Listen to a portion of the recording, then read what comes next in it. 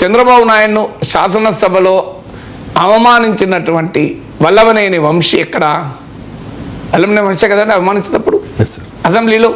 మరి వల్లభనేని వంశీ కదా ప్రధాన. చాలా మంది మాట్లాడుంటాలి. ఆ కామెంట్ చేసింది మాత్రం వల్లభనేని వంశీ. ఎక్కడున్నాడు ఇప్పుడైనా? ఆయన మీద కేసు ఏమైంది, అరెస్ట్ ఏమైంది? చాన్నాళ్ళు అబ్స్కాండ్ అన్నారు. ఆయన వల్లభనేని వంశీ కదండి.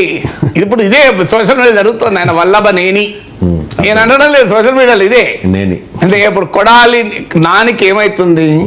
కొడాలి నాని తిట్టినంతగా చంద్రబాబు నాయుడు ఎవరు తిట్టలేక రామ్ గోపాల్ వర్మ కూడా తిట్టలే.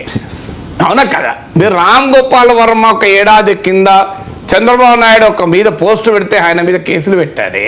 కొడాలి నాని పెట్టి ప్రెస్ కాన్ఫరెన్స్లో ఎన్నిసార్లు తిట్టాడు? అసలు రామ్ గోపాల్ వర్మ ట్వీట్లు మీరు పక్కకు పెట్టుకొని కొడాలి నాని తిట్టిన తిట్లు పక్కకు పెట్టుకోండి. ఇప్పటికీ తిడుతున్నాడు. పోనీ అప్పుడు వదిలేయి, ఇప్పుడు కూడా అప్పుడప్పుడు ప్రెస్ కాన్ఫరెన్స్ తిడుతుంటాడు కదా. మరి రామ్ గోపాల్ వర్మ మీద కేసు పెట్టిన ప్రభుత్వం కొడాలి నాని ఎందుకు? బికాజ్ ఆయన కొడాలి నాన్న. ఏం జోగి రమేష్ మీద కేసు పెట్టారు. జోగి రమేష్ అయితే వెంటనే జైలు వేశారు. మరి వల్లభనేని వంశీని ఎందుకు వేయరు? మరి ఎవరు కాపాడుతున్నారు వల్లభనేని వంశీని? జోగి రమేష్ను లోపలేయడానికి ఆ సామాజిక వర్గం లేనిది వల్లభనేని వంశీ విషయంలో బలమైన సామాజిక వర్గాల ప్రభావం ఉందా? ఇవన్నీ కూడా స్క్రూటినీ అవుతున్నాయి. నేను చెప్పడం కాదు ఇవి. ఇవన్నీ మీకు తెలుగుదేశం సోషల్ మీడియా శ్రేణుల నుంచి తీవ్రంగా వస్తున్నాయి.